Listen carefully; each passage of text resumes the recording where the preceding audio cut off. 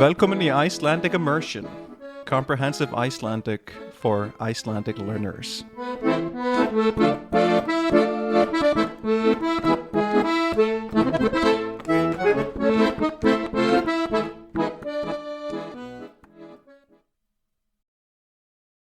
Góðan dag og vertu velkomin í þátt númer 68 af þessu hlaðvarpi. Í dag átti ég nokkuð erfitt með að finna upp á einhverju viðfangsefni til þess að tala í þessum þætti. Ég er ekki alveg viss hvað veldur því. Það er kannski vegna þess að ég er að vinna þennan þátt núna nokkuð seint. Venjulega væri ég búinn að taka upp þátt fyrir helgi, en ég var of upptekinn til þess að ná að gera það á eðlilegum tíma og er því að taka þennan þátt upp sunnudaginn áður en hann kemur út. Það er að segja, ég er að fara að gefa þennan þátt út eftir minna en 1 sólarhring. Það er nú ekki mikið mál að afgreiða það, en þá líður mér kannski eins og ég þurfi að reyna mikið á mig að finna upp á einhverju til að tala eins og ég þurfi að þrýsta á sköpunargáfu mína til að finna upp á einhverju. En mér datt þó eitthvað í hug sem ég gæti talað án þess að undirbúa mig of mikið.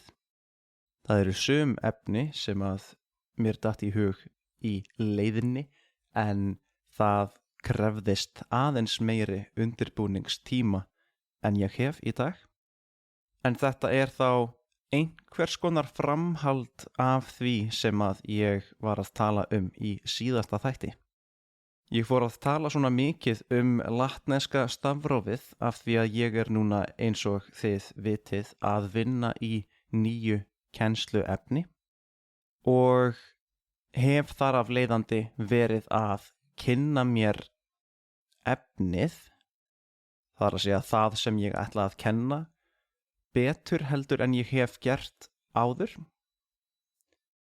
og næ því að bera saman reynslu mína við þá þekkingu sem ég kemst yfir á meðan ég er að læra meir þetta viðfangsefni, sem er þá framburður stafa, framburður bókstafa. Og mér fannst það nokkuð áhugavert að læra það hversu teygjanlegt latneska stafrófið er, því eins og hvernig ég hef lært íslensku og hvernig íslenska er lesin, þá virðist stafrófið ekki vera svo teygjanlegt. Enda er eitt af því fyrsta sem ég kenni nemendum mínum, það er að sérhljóðarnir á íslensku eru læstir. Þeir eru alltaf eins. A er alltaf að fara að hljóma eins og A, hvort sem það er í byrjun orðs eða í lokum orðs eða á milli orða eða hvað sem er. A er alltaf að fara að vera A. Og þetta er bara reglugerð sem Íslendingar gerðu tungumálið sitt. Ég veit ekki hvenær þessi regla varð til, en allavega er hún orðin að reglu í dag. Við hlýðum því sem bókstafurinn segir. Ef það stendur í orðinu, þá er það borið fram sem Þið hafið örugglega heyrt marga tala sitt móðurmál sem einfalt mál að læra því þau vilja meina að á sínu tungumáli þá skrifar maður bara orðin eins og maður segir þau.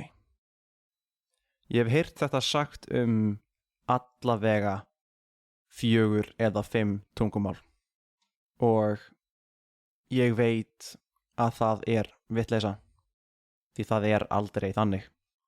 Þú gætir sagt það ef þú gerir þér þá grein fyrir því hvernig þitt mál notar bókstafina til þess að tákna hljóð tungumálsins og gerir þér grein fyrir því hvaða heilugu reglur málið hefur búið sér til.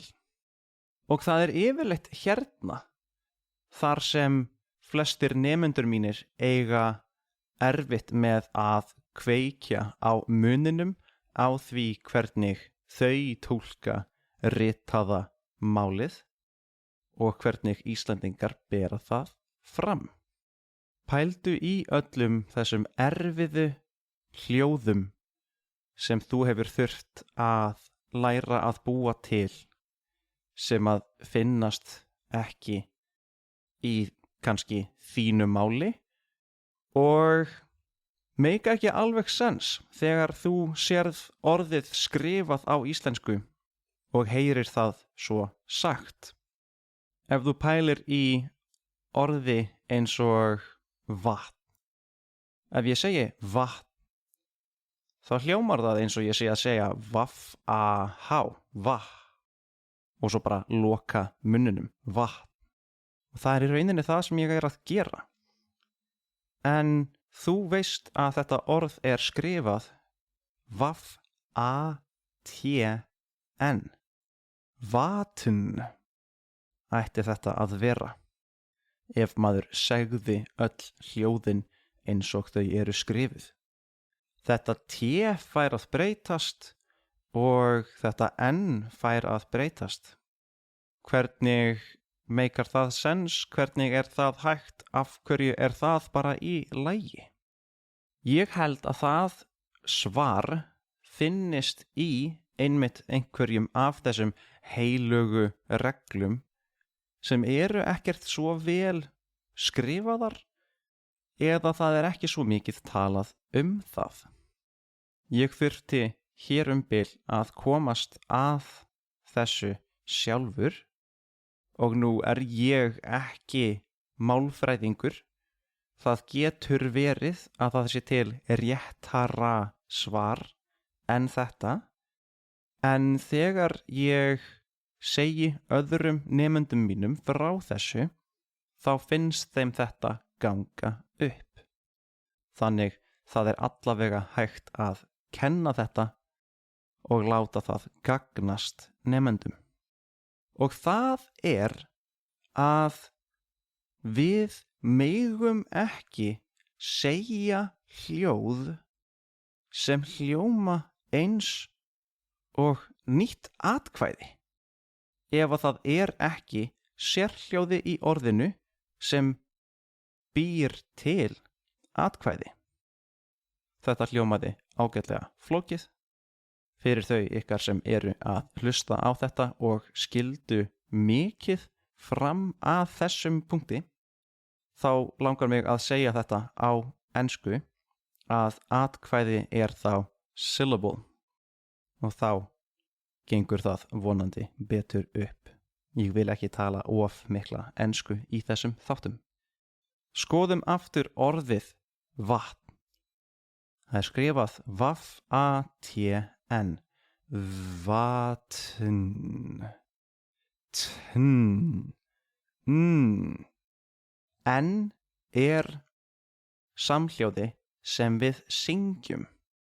Við lokum munnholinu með því að lyfta tungunni okkar upp í góm, einhver staðar í kringum framtennurnar og leyfum loftflæðinu að fara í gegnum nefið okkar, þannig að það hljómi eins og tónn. En Þannig það er sungið hljóð. Það er rödd sem heyrist á meðan munnurinn er lokaður. Ef það væri ekki té í orðinu, þá væri alveg í lagi að segja eins og van. Þá er ennið bara algjörlega eðlilegt. Eins og í orðum eins og vani eða vandamál. Af hverju þarf ennið að hverfa þegar við segjum vatn? Það er af því að það kemur þetta té á undan enninu sem að býr til aðskilnað á milli hins raunverulega sérhljóða, þessa staka sérhljóða í orðinu og þessa sungna samhljóða sem er enn. Vatn.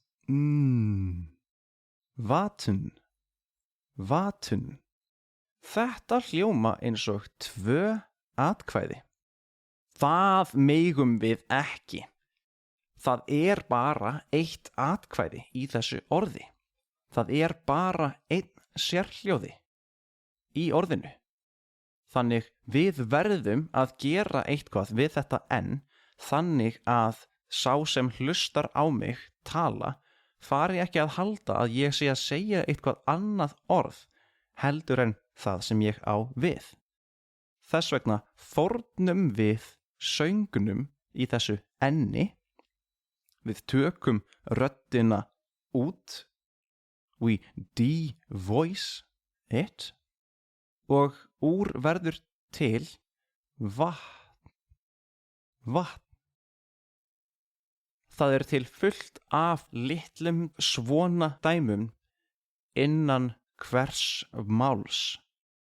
Það eru ástæður fyrir því að við skrifum út hljóð á mismunandi máta á milli tungumála vegna þess að það er eitthvað sem að er á botni málsins, eitthvað í grunni málsins og í einhverjum reglum málsins sem að er ástæðan fyrir því að það verður stundum munur á því hvernig við lesum hlutin, eða það verður að segja segjum orð miðað við hvernig við skrifum orð.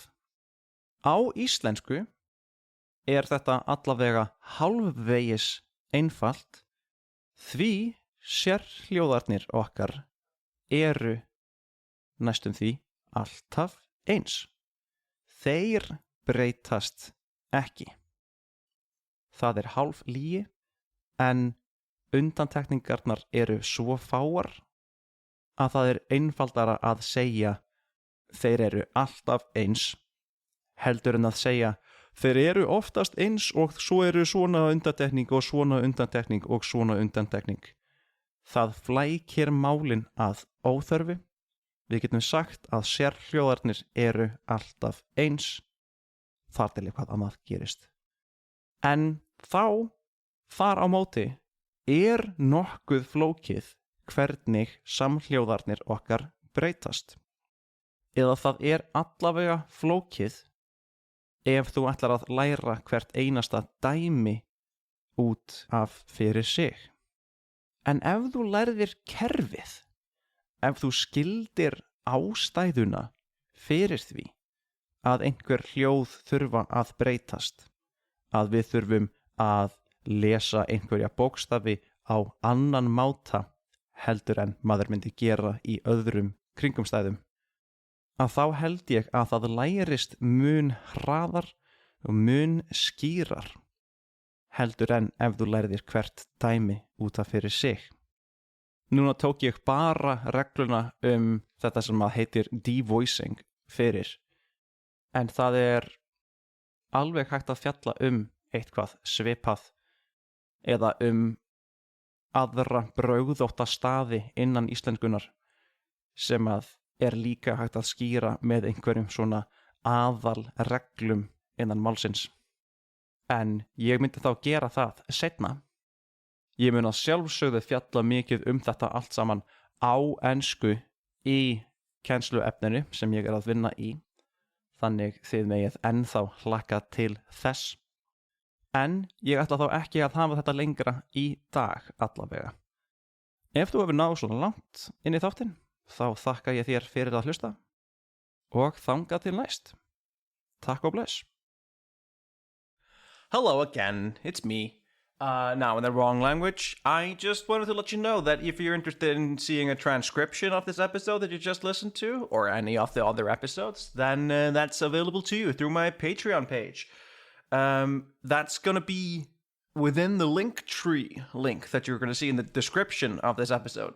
So if you're interested in finding the Patreon page, the Facebook page of the show, or even my teaching page on italki, then all of that's going to be found underneath that little umbrella that is the Linktree link there.